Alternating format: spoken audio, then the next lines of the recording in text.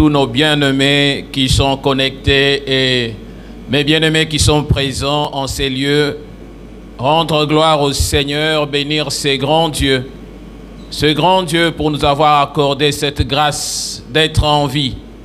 Ce grand Dieu pour nous avoir accordé l'opportunité de nous tenir encore en ces lieux et le servir. Ce grand Dieu, jour pour jour, il y a 16 ans, que nous ne cessons d'être présents et de répondre à son message, à son appel, accomplissant les tâches nécessaires pour pouvoir annoncer la parole du Seigneur. Nous rendons gloire à ces dieux pour les instruments utiles, les instruments qui ont de la valeur dans sa maison. Ceux qui se sont époumonés jour et nuit, ceux qui se sont donnés jour et nuit, ceux qui ont accepté de dire qu'on ne laissera jamais, jamais l'œuvre du Seigneur s'écrouler. Je sais rendre gloire à Dieu pour ce temps, bien que dans le temps de confinement, ça aurait été une grande fête, une joie pour dire, Seigneur, jusqu'à présent, tu nous as soutenus. Jusqu'à présent, tu nous as gardés. Jusqu'à présent, tu veilles sur nous. Tu nous accordes encore les capacités de pouvoir te servir. Et surtout, ça aurait été une grande fête avec de consécration, avec de temps de jubilé, de grande gloire au Seigneur, de dire, Seigneur, tu es là, tu es le pourvoyeur. Le Seigneur est le pourvoyeur. Il permet qu'à un certain moment, suite aux enseignements, à la prédication, à tout ce que nous écoutons, tout ce que nous entendons, à un certain moment, que ces paroles puissent produire le fruit. Le fruit que produit la parole, c'est la repentance, c'est le brisement, c'est la dévotion, c'est le sacrifice et surtout c'est le salut, parce que nous avons besoin d'être sauvés et le Seigneur est notre salut. Il est notre salut parce qu'il a accepté ce grand sacrifice de la croix. Il est notre salut parce qu'il est venu pour nous donner la vie. Le Seigneur était en train de parler à ses disciples comme il est en train de nous parler. Toi et moi, nous sommes aussi ses disciples. Si certainement nous sommes ses disciples, nous devons avoir ses valeurs. Nous devons avoir ses qualités. Nous devons comprendre son message. Nous devons savoir saisir sa parole. Surtout pour répondre à sa parole et dire, Seigneur, je suis convaincu que ta parole est une lampe à mes pieds.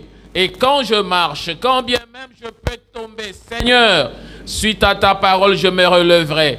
Tu me montreras le chemin, tu me soutiendras par ta main et ta droite me protège. Au-devant de toute situation de la vie, au-devant de tout ce que nous pouvons vivre, au-devant de tout ce que nous pouvons voir, nous savons que nous avons un soutien indéfectible qui est le soutien de notre Seigneur. Je rends gloire au Seigneur pour ce jour. Vous, mes compagnons d'œuvre, vous tous qui avez accepté de mettre la main dans la pâte pour dire « Nous mettons la main dans la pâte, nous voulons soutenir cette vision ». La vision, c'est la vision de Dieu. La vision, c'est d'amener le peuple, d'amener les hommes, d'amener les enfants, d'amener tout le monde à rencontrer le Seigneur face à face. Ça serait un grand plaisir si non seulement nous sommes avec ceux-là que nous avons amenés dans le Seigneur, mais nous nous retrouvons ensemble dans la joie et dans la gloire pour dire, Seigneur, nous t'avons servi et nous avons mérité ce que nous avons fait. Tu t'es souvenu de nous parce que nous nous sommes confiés en toi. Nous avons dédié toute notre vie à te servir. Ça sera une grande joie. Une grande joie un jour, quand le Seigneur viendra prendre son Église, que nous puissions être de ceux-là qu'il vient prendre. Mon bien-aimé, il ne sert à rien de servir de tremplin. Il ne sert à rien de servir de pont. Mais il est très important d'être là. Non pas tu as amené quelqu'un dans le Seigneur, mais cette personne s'est perfectionnée. Elle s'est accrochée. Elle est en train de servir. Elle est en train d'aller de l'avant. Mais toi, tu es en train de régresser. Souvent, dans la plupart des cas, vous trouverez dans un couple la femme très attachée au Seigneur, très vraiment accrochée à la parole du Seigneur. Et cette femme qui connaît le Seigneur avant son mari, le mari l'observait, le regardait. Le mari était un peu distant. Si vous remarquez, dans beaucoup de couples, c'est comme ça. Le mari était un peu distant, il ne voulait pas s'engager directement. Il observait, il le regardait. Et ça, à un certain moment, le mari s'engage. Lorsque le mari s'engage avec tout cœur. Il commence à comprendre le bienfait et la grandeur, la profondeur de la parole du Seigneur. Et c'est à ce temps-là que la femme commence à reculer. Je me suis toujours posé des questions. Qu'est-ce qui fait qu'à un certain moment, deux personnes qui marchent ensemble n'arrivent toujours pas à aller jusqu'au bout? Pourquoi y a-t-il de division? Pourquoi y a-t-il de régression dans la vie? C'est parce que l'ennemi Satan ne veut pas que toi qui as servi, toi qui as annoncé la parole, toi qui as gagné une âme, que tu ne puisses pas aussi être sauvé. Le diable combat ceux-là qui ont servi le Seigneur. Le diable ne veut jamais que ceux qui ont servi, qui ont arraché certaines personnes de la mort, qui ont arraché certaines personnes d'une vie médiocre, qui ont apporté la bonne nouvelle auprès d'une personne qui était dans une perdition, et que cette personne soit aussi sauvée. Le combat de la personne que tu as sauvée, ce combat par moments se retourne contre toi. Le combat d'un mari qui ne connaissait pas le Seigneur, lorsque la femme servait le Seigneur, et à un certain moment le mari s'accroche au Seigneur, le combat qu'il subissait, ce combat-là se retourne contre la femme. La même chose. Un mari qui connaissait le Seigneur amène sa femme dans le Seigneur. Le combat de la femme va se retourner contre le mari. Mais le plus important, c'est que le mari doit avoir les armes. C'est pourquoi la Bible nous parle que nous devons nous revêtir, nous devons porter les armes spirituelles. Nous devons avoir les armes qui nous servent à pouvoir nous défendre dans le mauvais jour. Nous ne connaissons pas le mauvais jour, mais le diable, jour pour jour, il cherche à nous noyer, à nous plonger, afin que nous puissions perdre notre itinéraire vers le salut.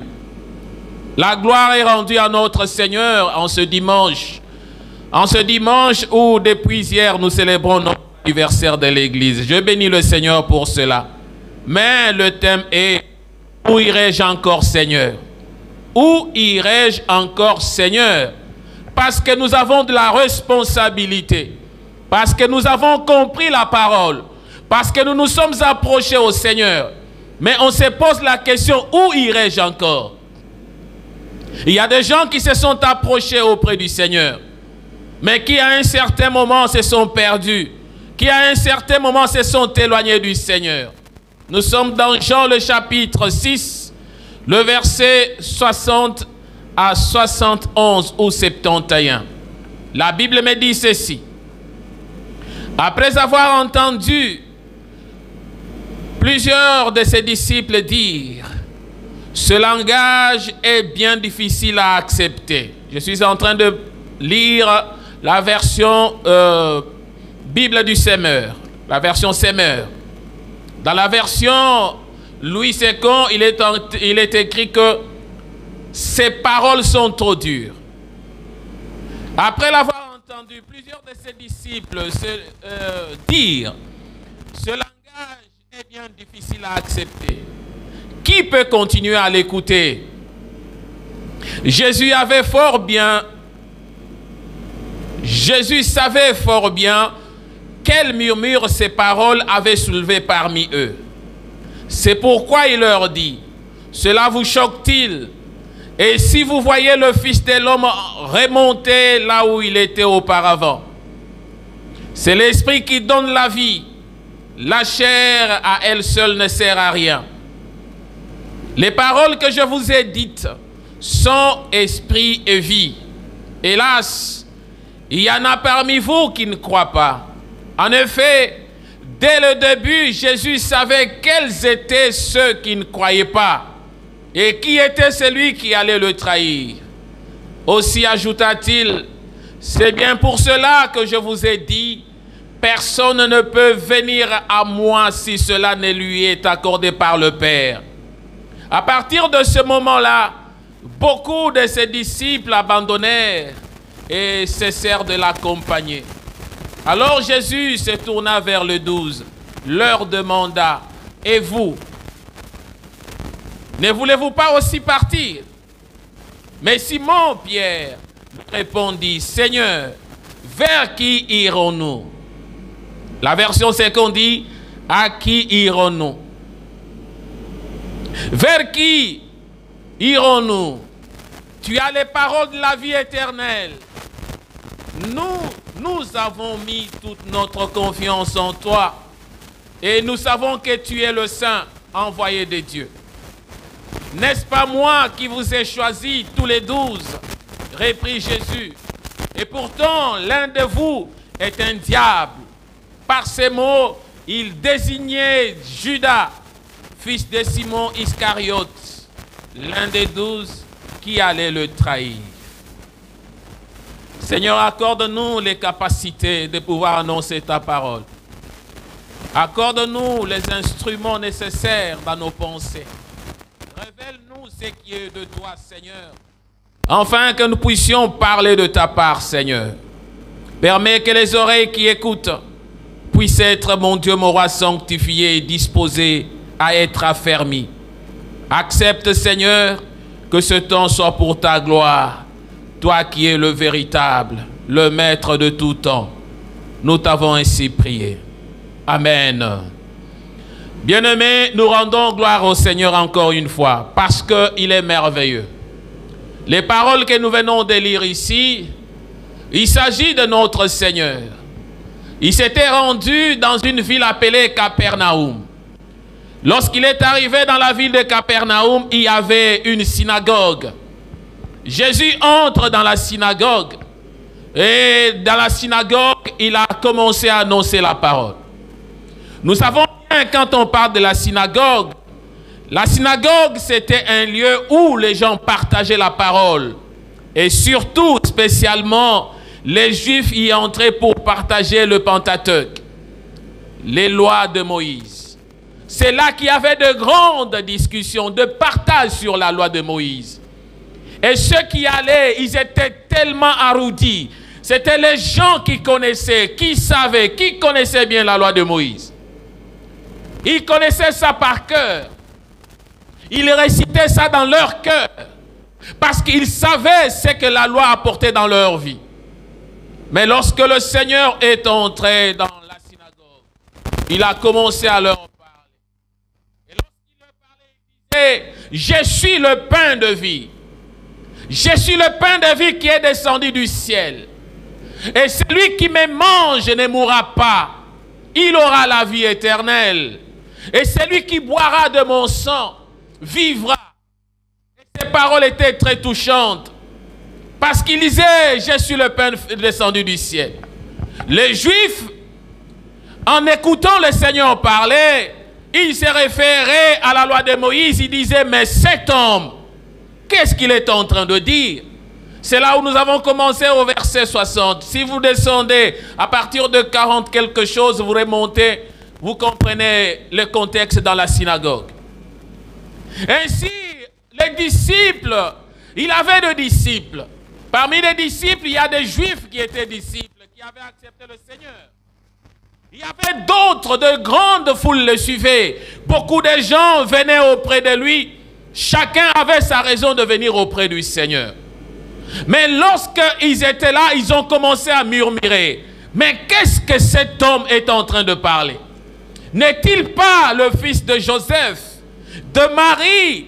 Joseph qui fait le bois, qui est dans un coin quelque part. On l'identifiait comme cela. Et les gens savaient, connaissaient cet homme, cet enfant qui a grandi à notre présence. Cet enfant que nous avons vu jouer dans le sable. Mais il vient nous dire ici qu'il est le pain de vie. Et que nous devons le manger. Et le Seigneur était très fort dans ce qu'il disait. Il dit, c'est lui qui mange de mon corps et c'est lui qui boit de mon sang aura la vie éternelle. Bien-aimés, à un certain moment, il y a des paroles qui sont trop touchantes lorsque nous voulons nous référer seulement à la connaissance mondaine. Dans la connaissance mondaine, il y a une situation qui fait se pose des questions. Par moments, on tourne le regard au devant du Seigneur et on se dit, mais ce qui est en train de nous arriver, ça nous arrive comment? Qu'est-ce que cet homme est en train de dire? Pourquoi est-il en train de parler de ces paroles? Ces paroles sont dures. Ou ce langage est difficile, comme nous venons de les lire. Comment trouves-tu la parole du Seigneur? Lorsque tu l'écoutes à chaque instant, à chaque moment, comment la trouves-tu? Est-elle une parole qui est trop dure, qui est difficile à comprendre? Une parole qui est incompréhensible? Lorsque tu regardes les réalités de ce monde, les réalités de la vie, tu regardes ta vie quotidienne et tu te regardes toi-même, que dis-tu de la parole du Seigneur? Il n'est toujours pas facile de suivre le Seigneur, mes bien-aimés. Il n'est toujours pas facile, encore moins de le servir lorsqu'on n'est pas affranchi. Il faut que la parole du Seigneur pénètre notre pensée. Il faut que la parole du Seigneur puisse être avec nous. Vous savez ce que l'épître aux Hébreux est en train de nous dire. Elle nous dit que la parole, elle est efficace, elle est vivante. Et cette parole qui est efficace, qui est vivante, elle sait partager âme et esprit. C'est ça la parole du Seigneur. Elle sait partager jointure et moelle. Et c'est cette parole de vie. Lorsqu'elle sort, elle est dure, par moments difficile à comprendre, difficile à supporter. Lorsqu'elle sort, par moments, elle est blessante. Lorsqu'elle sort, elle vient trancher ce que l'on est en train de vivre. Accepter le Seigneur, c'est aussi obéir à sa parole. Lorsque nous disons que nous avons accepté le Seigneur, nous devons avoir les capacités d'obéir à sa parole. Nous devons avoir les capacités de pouvoir être avec lui, de pouvoir l'accepter dans toutes les circonstances de notre vie. S'attacher à lui, marcher avec lui, comprendre ce qu'il veut, ce qu'il attend de nous.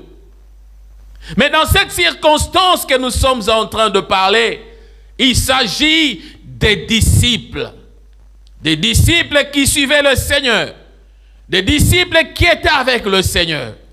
Et plusieurs étaient avec lui, comme je le disais, chacun avec son besoin, chacun avec son problème, avec sa préoccupation. Ceux qui venaient pour manger étaient là. Ceux qui venaient pour se vêtir étaient là. Ceux qui venaient pour être guéris étaient là. Ceux qui avaient des problèmes particuliers étaient là. Et de tout ce monde qui était là, il y avait aussi une catégorie de ceux-là qui venaient pour écouter seulement la parole du Seigneur. Et lorsque le Seigneur a sorti la parole, il a enseigné. Il y avait plusieurs qui étaient avec lui. Il y a une version qui parle de 70, il y a l'autre qui parle de 72. C'est-à-dire qu'il y avait un grand groupe de gens qui le suivaient, qui étaient avec lui, qui marchaient avec lui. Mais lorsque ce groupe a écouté les paroles, il dit non, ces paroles, nous ne pouvons pas le supporter. Nous ne pouvons pas supporter ça. C'est trop dur, ça va au-delà. Il a débordé, il a exagéré. Et à cause de ces paroles, il y en a qui l'ont abandonné, qui ont dit non, nous ne pouvons pas encore continuer à marcher avec lui. Nous devons nous séparer avec lui parce que là, il est en train d'abuser. Il est en train d'aller trop loin. Combien de fois as-tu abandonné ton église? As-tu abandonné l'œuvre du Seigneur? As-tu abandonné ce que tu faisais pour le Seigneur parce que tu as écouté une parole qui vient de la part du Seigneur, que tu as jugé toi-même qu'elle est trop dure pour la supporter? Combien de fois as-tu taxé un serviteur de Dieu? Combien de fois as-tu taxé un prédicateur lorsqu'il annonce la parole en disant « Mais cet homme a exagéré, là où il est en train de dire ceci, il est en train de me parler de ceci, il est en train de me juger. » Oui, c'est la parole du Seigneur. Elle est inspirée. Elle est utile pour nous enseigner, pour nous convaincre, pour nous corriger. C'est la parole du Seigneur qui est là pour nous instruire, nous amener dans la justice de Dieu. Et si nous n'avons pas la parole, nous ne pouvons jamais être affranchis. L'importance de la parole du Seigneur, c'est de nous amener à comprendre Christ, à connaître Christ et à regarder dans la direction de notre salut. Quand l'on comprend Christ, on comprend qu'il y a le salut. Parce que la mission du Christ n'était que pour le salut. Ainsi, mes bien-aimés, ceux qui abandonnent souvent le Seigneur, ce sont ceux-là qui sont en train de le suivre à cause d'un besoin, à cause d'une situation, à cause de ce qui n'a pas été, à cause de ce que l'on désire avoir. On vient auprès de lui, comme nous l'avons parlé le dimanche passé, afin qu'il nous permette seulement la volonté permissive de Dieu, qu'il permette quelque chose dans notre vie, et s'il a permis, nous pouvons l'abandonner. C'est le cas de ceux qui l'ont abandonné. Ils ont abandonné le Seigneur parce que leur désir était d'obtenir quelque chose et non de comprendre qui est le Seigneur. Or, le Seigneur les enseignait de temps en temps. Le Seigneur était en train d'apporter les paroles de temps en temps. Le Seigneur, par moments, retirait les disciples à côté. Il leur parlait, il leur enseignait, il leur fait voir qui il était. Et dans la situation, dans cette circonstance, nous comprenons que non, il y a un abandon du Seigneur. Si l'on comprend qui est le Seigneur, on ne l'abandonnerait jamais. On ne refuserait jamais de le servir. On ne refuserait jamais de pouvoir venir au-devant de lui. On ne refuserait jamais de pouvoir tourner le regard au-devant de lui. Quelles que soient les circonstances, mes bien-aimés. Vous savez, lorsqu'on abandonne le Seigneur, c'est-à-dire, il y a un problème. Un musicien chrétien chantait. Il disait, c'est l'espoir qui justifie si l'on est fils. Oui, le soir doit justifier si réellement on est fils. Je suis chez mes parents. Peut-être durant la journée, ils m'ont puni. La journée, ils m'ont réprimandé. La journée, ils m'ont tourmenté. Et le soir, un fils de la maison ne va pas fuir la maison. Il va rentrer chez ses parents. S'il faut demander pardon sur une bêtise qu'il a commise, il va demander pardon. C'est ça le comportement d'un fils. Mais celui qui n'est pas fils, il va fuir la maison. Il va dire, mais trop c'est trop. Là, on est en train de me punir. On est en train de me réprimander sur base de rien. Or, la réprimande est utile aussi pour nous éduquer. Si je suis fils et que les parents me réprimandent sévèrement, c'est parce qu'ils veulent de mon éducation. Ils veulent m'orienter dans une direction donnée. Et que si le soir, je ne reviens pas à la maison, c'est-à-dire je suis en train de dénier mes parents. Combien de fois as-tu reçu des punitions de la part de tes parents? Combien de fois t'ont-ils grondé? Combien de fois t'ont-ils châtié pour te montrer le bon chemin? Et je pense parce que tu es fils, tu n'as pas pu quitter la maison parce que tu as l'amour de tes parents. La même chose dans le Seigneur. Quand on a l'amour du Seigneur, il peut nous réprimander, il peut nous gronder. Sa parole peut être dure pour nous montrer le chemin. Il peut tout faire pour nous montrer ce que nous devons faire. Mais si on ne sait pas tenir au devant de cette parole, c'est à cela que l'on reconnaît le vrai chrétien. Dans le groupe, il se retrouve, le Seigneur a posé la question à Pierre. Mais ils sont partis. Mais pourquoi vous n'êtes pas partis? Alors Pierre va répondre, c'est parce que nous connaissons qui tu es. Tu as les paroles de la vie, de cette vie éternelle. Les paroles de la vie sont en Jésus. Nous devons connaître le Seigneur. Nous devons chercher à nous affranchir par rapport à la parole du Seigneur. Nous devons nous disposer au devant de la parole du Seigneur. Lorsqu'on marche à l'écart de la parole, on est perdu. C'est pourquoi nous avons dit le thème, où irai-je encore? Où irai-je encore lorsque toi, Seigneur, tu vas me réprimander? Où irai-je encore, Seigneur, lorsque tu vas chercher à me corriger? Où irai-je lorsque je tomberai et que toi tu me punis? Où irai-je lorsque j'écouterai la parole qui est dure, une parole qui est forte? Même Pierre, même les autres apôtres, même Judas savaient que cette parole-là était forte, était une parole dure, qui était par moments insupportable. Mais parce qu'ils étaient le fils de la maison, ils n'ont pas abandonné la maison. Il faut s'accrocher au Seigneur. Il y a une femme syro-phénicienne. Lorsqu'on lit dans Marc le chapitre 7, verset 24, jusqu'à quelque part, on trouve la vie de cette femme, syro-phénicienne, mais elle habitait à Cana. Et vous allez trouver dans Luc ou dans Marc, on parle de femme syro-phénicienne, et l'autre part, on parle d'une femme cananéenne. Cette femme avait un enfant qui était malade. Cet enfant était possédé. Sa fille avait des esprits qui la tourmentaient. Et lorsque la maman regarde le besoin, regarde la vie de sa fille, la maman va dire non, je dois chercher une solution. Elle va courir, elle va aller chercher le Seigneur. Lorsqu'elle arrive auprès du Seigneur, le Seigneur, et elle dit au Seigneur, Seigneur, ma fille est tourmentée par les esprits. J'ai besoin que tu puisses faire quelque chose. Et là où était le Seigneur n'avait même pas que les gens le voient. Mais la femme a forcé. Elle est allée chercher, elle est entrée dans la maison, elle s'est agenouillée, elle a pleuré. Et le Seigneur regarde la femme qui était à genoux, qui pleurait, qui demandait le secours, la délivrance de son enfant. Le Seigneur lui dit, non, la nourriture à donner aux enfants, on ne peut pas la donner aux chiens. Quel choc, quelle douleur. Lorsqu'on vient avec un besoin, on a besoin du Seigneur, on a besoin d'un soutien du Seigneur. Et le Seigneur te répond que non, toi tu es un chien ou tu es une chienne.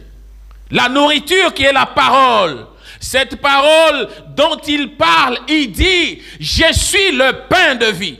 Je suis la nourriture qui est venue du ciel. Et cette nourriture qui est venue du ciel, on ne peut pas la donner aux petits chiens. La femme regarde, elle dit, mais le petit chien peut ramasser même le miette qui tombe à table. La dimension de connaître le Seigneur. Cette femme, lorsqu'on lit son histoire, c'était une femme qui ne connaissait pas le Seigneur. Mais lorsqu'elle est venue auprès du Seigneur, non seulement elle avait un besoin qu'elle cherchait à satisfaire auprès du Seigneur, mais elle croyait aussi qu'au travers de la parole, elle pouvait obtenir quelque chose. Elle avait l'assurance pour dire que par le Seigneur, il y a un chemin qui se trace, un chemin qui se faufile, et au travers de ce chemin, je peux obtenir quelque chose. Elle était tellement accrochée au Seigneur, elle croyait tellement à la parole du Seigneur, c'est-à-dire ce qu'elle avait entendu là où elle était, ce qu'elle a eu comme témoignage, l'a rassurée. Elle s'est dite, non, moi, là où je pars, je vais pour ma guérison, la guérison de ma fille. Je vais pour la délivrance de ma fille. As-tu déjà reçu aussi une déception? Lorsque tu viens auprès du Seigneur, tu pries, tu chantes, tu cherches le Seigneur, dans des jeûnes, dans des pleurs, des années, des jours. Et tu arrives comme ça, le besoin de ton cœur n'est pas satisfait. Mais le Seigneur regarde la femme dit, je peux ramasser, le petit chien ramasse ce qui tombe à table. Et c'est alors que le Seigneur lui dit, non, va, ta fille est délivrée. Il a regardé la foi, il dit, ta foi est grande. La foi de la femme, parce qu'elle a cru au Seigneur. Lorsque nous croyons au Seigneur, nous avons la joie dans nos cœurs. Cette femme a compris qu'elle ne pouvait pas aller quelque part. Auprès de qui irai-je encore, Seigneur? Où irai-je encore, Seigneur? Je suis ce petit chien. Je peux ramasser la nourriture qui tombe à table. Mais je peux aussi m'accrocher parce que je sais qu'en ramassant cette nourriture, le Seigneur m'accordera aussi ce qui est bon.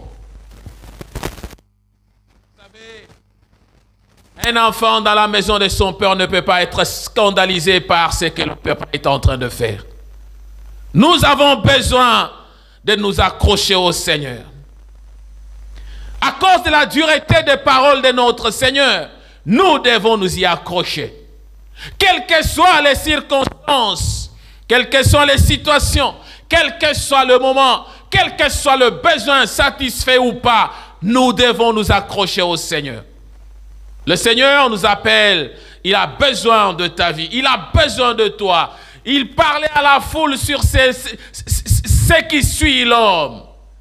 Lorsqu'il parlait encore aux disciples au devant d'une foule, il disait, il y a des choses qui suivent l'homme. Et que ce qui suit l'homme, ce n'est pas ce qu'il mange, ce n'est pas ce qui entre en lui, mais c'est ce qui sort de lui. C'était un scandale auprès des pharisiens, auprès de la foule qui était au devant de lui. Il dit, mais non, nous connaissons selon la loi de Moïse.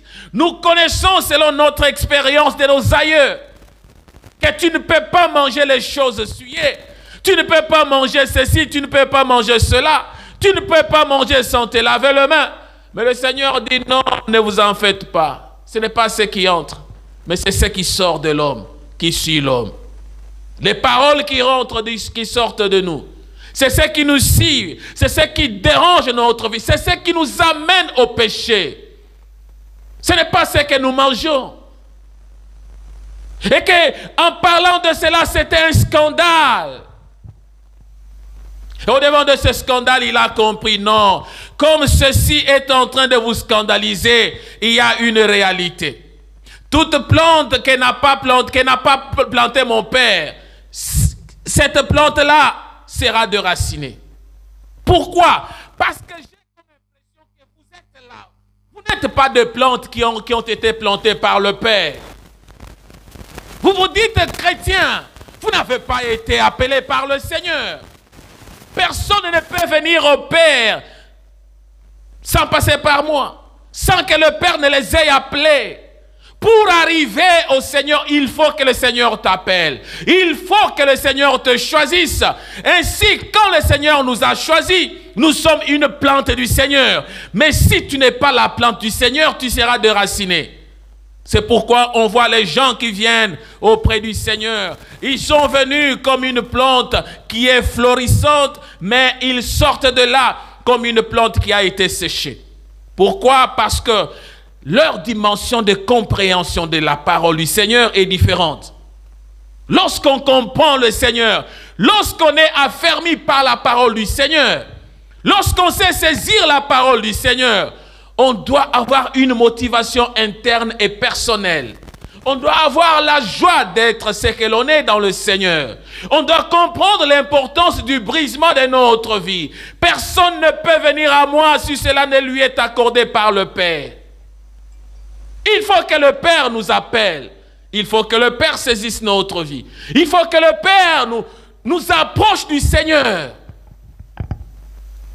Le Père appelle, il nous choisit et nous sommes une plantation du Seigneur. Nous sommes une plante du Seigneur.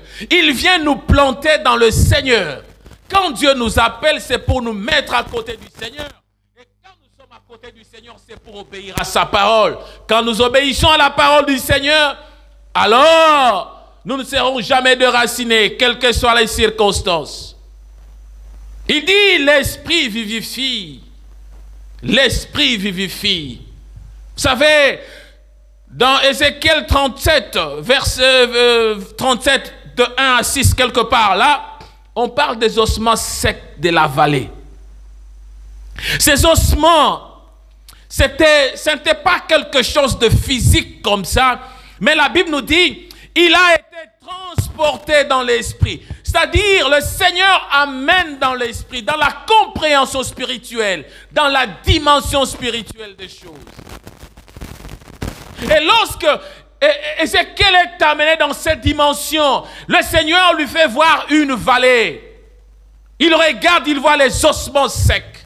Il dit, est-ce que ces os peuvent-ils revenir à la vie? Ézéchiel n'avait pas de mots, il dit, toi seul tu sais. Moi je ne sais pas, ça me dépasse. Je ne sais pas comprendre cela. Et quand il va quelque part, le Seigneur lui dit, non, je t'ordonne, va, regarde ces os. Tu vas souffler sur ces os. Avant de souffler, tu dois dire à ces os. Et les os vont revêtir la chair. Et quand les os revêtiront la chair, et tu vas maintenant souffler, tu vas demander à l'esprit d'entrer dans ces eaux qui sont devenues une grande armée. Et cette armée se tiendra debout. C'est alors qu'il prend cette dimension spirituelle de la chose. Il dit, cette armée, ces ossements secs, c'est les enfants d'Israël. L'Esprit de Dieu vivifie. Quand on n'a pas l'Esprit de Dieu, on n'a pas la vie.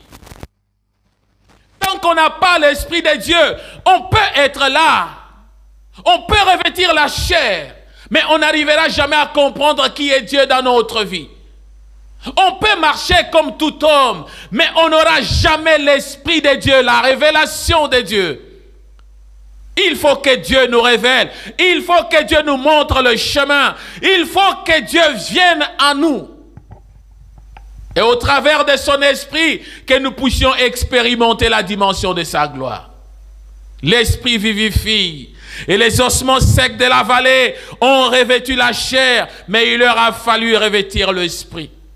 Lorsqu'ils ont eu l'esprit, et c'était une grande armée qui s'est tenue debout. Ça peut être ton cas, ça peut être mon cas. On peut marcher, on peut avoir la chair, on peut manger, on peut danser, on peut boire. On peut faire tout ce qu'on peut faire. Mais si on n'a pas l'Esprit de Dieu, notre vie ne sera pas dirigée selon la compréhension. Seigneur, l'autre, ce que nous sommes en train de faire ne sera pas la gloire du Seigneur. Ce que nous sommes en train de voir ne sera pas pour la gloire du Seigneur. Et si nous avons l'Esprit de Dieu, nous n'allons pas le quitter. Nous allons nous attacher à lui. C'est pourquoi le Seigneur a posé la question à Pierre et aux autres. Et vous, ne voulez-vous pas aussi partir? Et il a regardé, non, nous n'avons pas où partir. Nous ne savons pas où partir. Parce qu'il a reconnu que le Seigneur est l'assurance. Le Seigneur, dans le Seigneur, il y a la vie. Mais je me pose la question, pourquoi quittes-tu le Seigneur? Pourquoi abandonnes-tu le Seigneur? Pourquoi ne veux-tu pas te rattacher au Seigneur? Romains le chapitre 8. La Bible nous dit dans Romains le chapitre 8, versets 38 à 39. Car j'ai l'assurance que ni la mort, ni la vie, ni les anges, ni les dominations, ni les choses présentes, ni les choses à venir, ni les puissances, ni la hauteur, ni la profondeur, ni aucune autre créature ne pourra nous séparer de l'amour de Dieu manifesté en Jésus-Christ notre Seigneur. Qu'est-ce qui peut te séparer? Est-ce que c'est la vie? Est-ce que c'est la mort? Ici, on fait le parallélisme des choses de la vie. La souffrance ou la richesse, la pauvreté ni la famine, ni quoi que ce soit ne peut me séparer de l'amour du Seigneur. Et cet amour du Seigneur est manifesté en Jésus-Christ notre Seigneur. Il faut comprendre à un certain moment pourquoi tu es venu au Seigneur. Il faut comprendre pourquoi on t'appelle chrétien. Il faut comprendre. Tu peux être de la foule qui suivait le Seigneur. Mais non seulement tu es dans la foule, mais il faut que tu te distingues pour être un disciple. Le disciple, c'est celui qui comprend le message de son Seigneur. Oui, mais les disciples étaient nombreux. Ils n'étaient pas seulement 12. Il y avait beaucoup de disciples qui écoutaient les enseignements. Il y avait beaucoup qui suivaient le Seigneur, qui se disaient disciples du Seigneur. Mais lorsque la dureté de la parole, lorsque la sévérité de la parole est sortie, Et chacun a cherché son coin. Chacun a cherché à abandonner le Seigneur. Ils n'ont pas su comment marcher avec le Seigneur. Tu as les paroles de la vie éternelle. Nous avons mis toute notre confiance en toi. Et nous savons que tu es le Saint envoyé de Dieu. Avoir confiance, mettre confiance dans le Seigneur, savoir s'accrocher au Seigneur, savoir s'accrocher, se donner au Seigneur. Est-ce que tu peux faire confiance au Seigneur? Pierre a compris, même quand il est en train de parler de nous, mais d'abord la confiance est un problème personnel. Est un problème personnel, individuel. Quand tu fais confiance, là où il y a la confiance, il y a la fidélité. Lorsque tu es fidèle, la fidélité nous amène à croire en la personne à qui nous faisons confiance. Et là où il y a là où je crois, et celui qui croit développe la foi. Nous avons confiance. Nous avons mis toute notre confiance en toi. Et il insiste, il dit, non seulement nous avons mis la confiance, mais il dit toute notre confiance. Toute la dimension de notre fidélité. Nous croyons en toi. Nous ne pouvons pas t'abandonner. Nous ne pouvons pas aller loin parce que nous avons compris ton message. Nous savons qui tu es. Tu es le Fils de Dieu. Tu es le Saint envoyé de Dieu. Et quand tu es venu dans ce monde, c'est pour nous racheter, c'est pour nous accorder, c'est pour nous donner la vie. Nous n'avons pas autre place où on peut aller. Pourquoi t'éloignes-tu du Seigneur? Pourquoi abandonnes-tu le Seigneur? Pourquoi vas-tu loin du Seigneur? Où irai-je encore, Seigneur? Nous avons une responsabilité. Je ne dois pas aller autre part si j'ai compris qui est le Seigneur. Je ne peux pas aller ailleurs si je sais que, quelles que soient les circonstances, les situations, il y a un Dieu en qui je plaçais ma confiance. Si on n'a pas confiance en Dieu, tout ce que l'on fait est nul. Si on ne sait pas être fidèle à Dieu, si on ne sait pas marcher avec le Seigneur, abandonner le Seigneur, s'il faut abandonner le Seigneur comme ceux qui l'ont abandonné, tout ce que l'on fait est nul. Le Seigneur a besoin de ceux qui se rattachent à lui. Il a besoin de ceux qui lui font confiance. Il a besoin de ceux qui l'aiment. Ceux qui viennent au-devant de lui. Nous avons mis toute notre confiance. Quelle est la confiance que tu places en Dieu? Celui qui met confiance, quelles que soient les circonstances, quel que soit le temps, quel que soit le moment, il a confiance et le Seigneur a toujours payé par rapport à notre confiance, par rapport à notre fidélité, par rapport à notre manière de marcher avec lui. Et il nous récompense toujours par rapport à tout cela. As-tu trahi le choix du Seigneur? Il a dit, moi je vous ai choisi. N'est-ce pas moi qui vous ai choisi? Il les a choisis. Lorsqu'il les a choisis, ce n'était pas pour abandonner par après.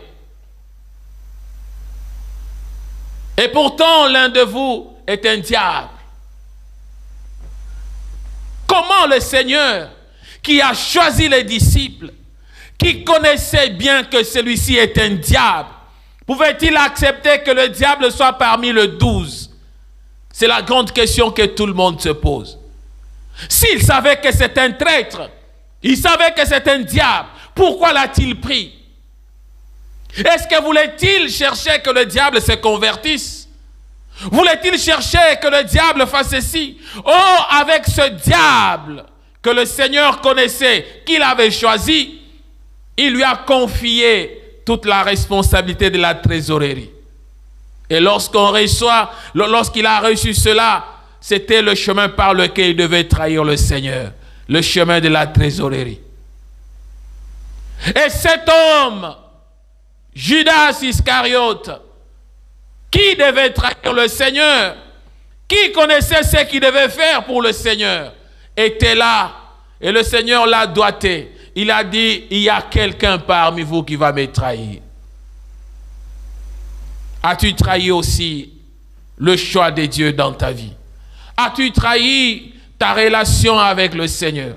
As-tu trahi l'amour et la compassion que Dieu a à ton égard? Est-ce que dans ton cœur, lorsque tu écoutes sa parole, qu'est-ce que tu ressens? As-tu des pensées de trahison?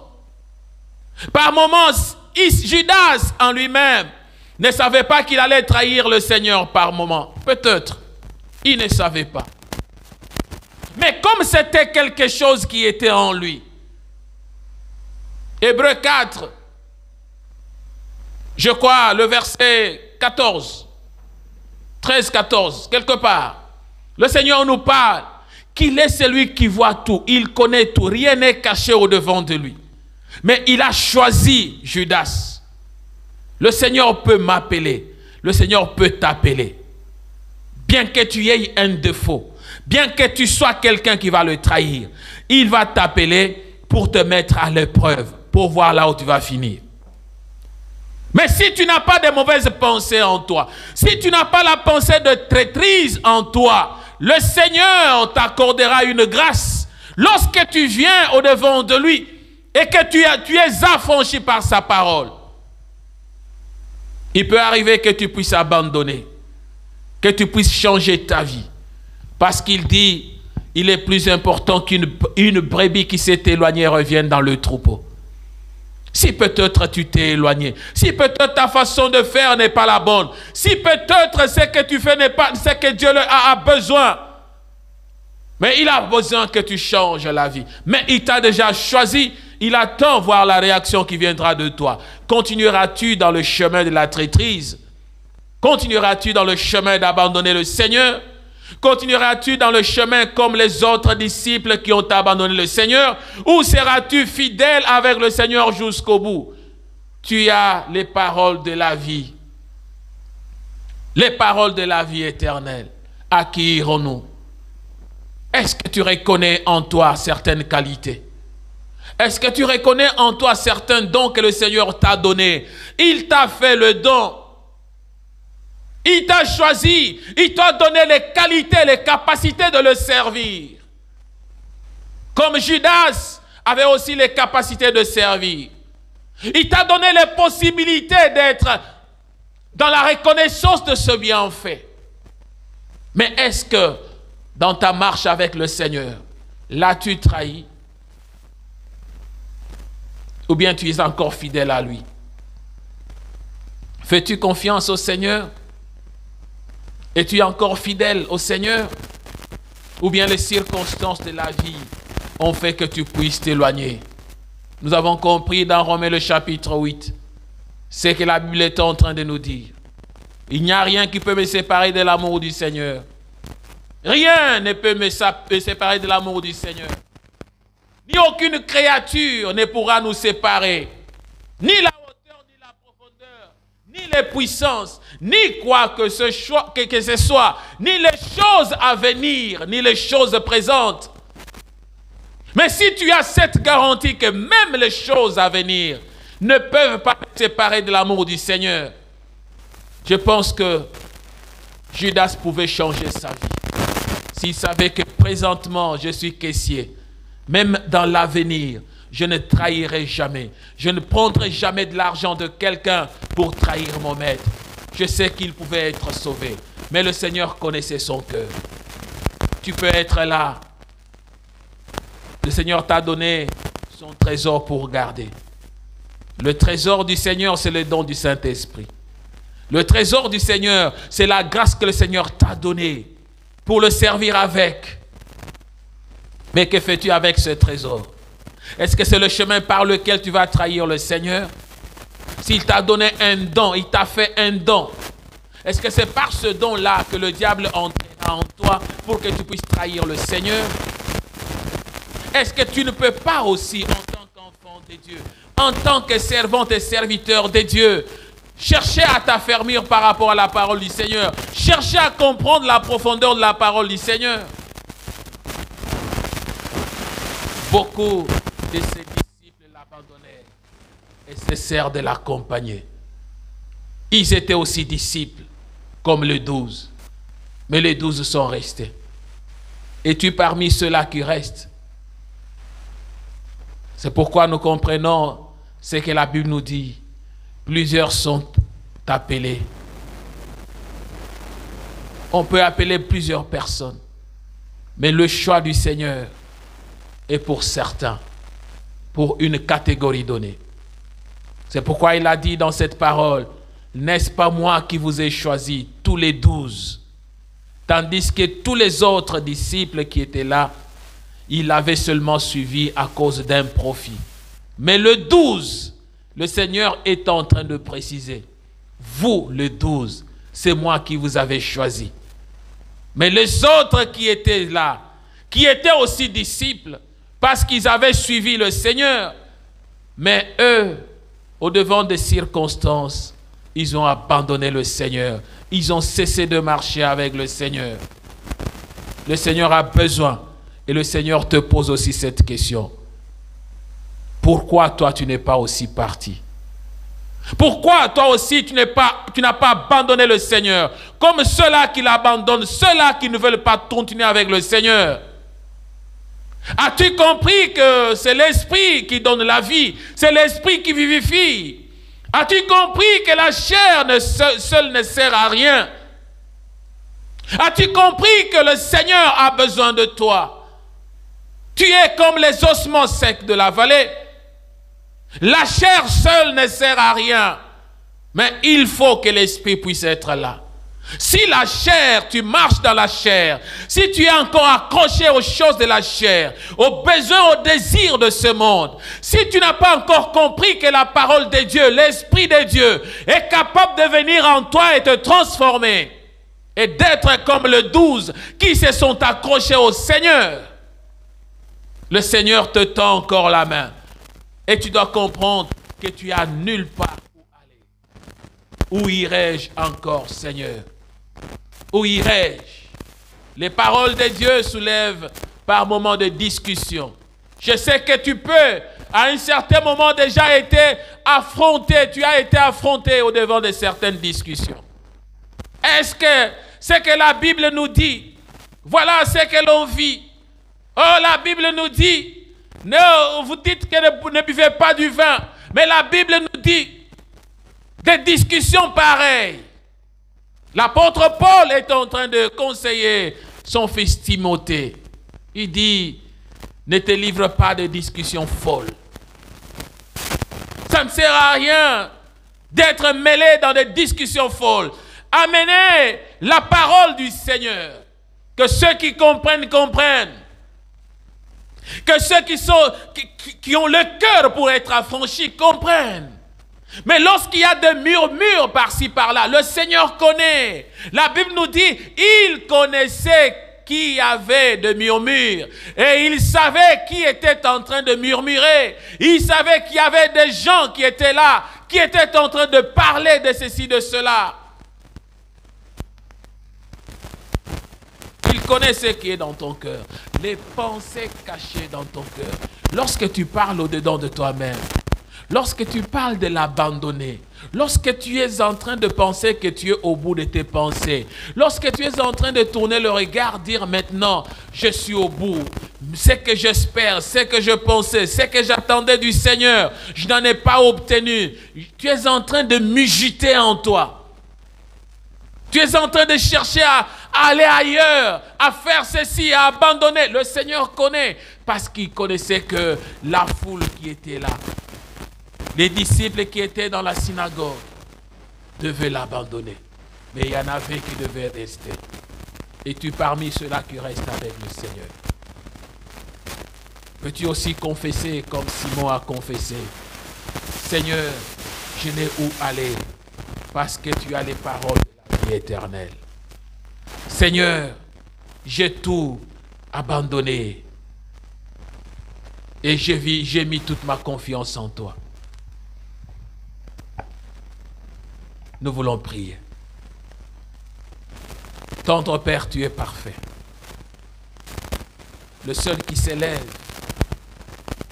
et tout le reste se taise. Le seul qui accorde et personne ne peut retirer. Le seul qui bénit et personne ne peut maudire. Le seul qui couvre et personne ne peut ouvrir. Seigneur, je demande ta grâce. Où irons-nous, Seigneur, si ce n'est qu'auprès de toi? Malgré les circonstances, malgré le moment, malgré les temps, s'il n'y a qu'auprès de toi, Seigneur, que nous pouvons nous accrocher pour recevoir de toi la consolation, pour recevoir de toi la force, pour recevoir de toi, Seigneur, la joie. Le regard tourné auprès de toi, Seigneur, toi qui es le maître de temps, le maître de circonstances, toi qui entends, toi qui vois, nos cœurs te désirent. Seigneur, même là où il y a de tempêtes, de secousses dans la vie, même là où il y a de secousses dans ce que nous sommes en train de chercher à obtenir, même là où il y a des blocages dans ce que nous espérons, Seigneur. Tendre Père, j'implore ta grâce et ta bonté, afin que tu sois le maître qui soit au contrôle. Fais-moi voir ta gloire, ô Dieu d'amour. Fais-moi voir ta puissance et ta bonté, ta grandeur et ta majesté, afin que quand nous tournons le regard auprès de toi, Seigneur, que notre regard rayonne de gloire et de joie, que ta puissance et ta bonté, Seigneur, nous couvrent. J'abandonne ton peuple dans ce temps difficile. Où irons-nous, Seigneur, si ce n'est qu'auprès de toi? Toi qui fais grâce à qui tu fais grâce. Toi qui nous couvres de ton amour et de ta bonté. Seigneur, j'abandonne chacun de tes enfants. J'abandonne, Éternel, ton peuple. J'abandonne, Éternel, tes disciples qui t'ont suivi, non pas à cause de pain, non pas à cause de miracles, mais ils t'ont suivi parce qu'ils ont compris que c'est toi le pain de vie. C'est toi qui as l'esprit qui vivifie, Seigneur. Et par ton esprit, tu sais ressusciter, tu sais donner l'espoir, tu sais donner la joie, tu sais consoler, Seigneur. C'est ainsi que le regard se tourne au-devant de toi. Viens, cher Saint-Esprit, parce que c'est toi qui donnes la vie. Pénètre dans le cœur et dans la vie de mes frères et de mes sœurs. Fais-nous grâce à pouvoir nous attacher à toi, à te connaître, à te servir. Toi qui es le seul maître, Seigneur, où irons-nous encore? Merci pour nous accorder ton assurance. Merci parce que nous t'avons accepté avec fidélité. Merci parce que c'est toi qui es le seul maître.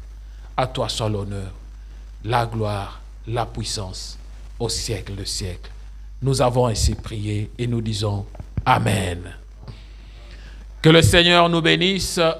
Je sais souhaiter un bon dimanche à chacun, un bon début de la semaine, surtout en ce temps où nous avons grandi. Nous avons 16 ans, nous avons grandi en tant qu'Assemblée chrétienne Péniel. Et joyeux anniversaire à tous, au nom de Jésus.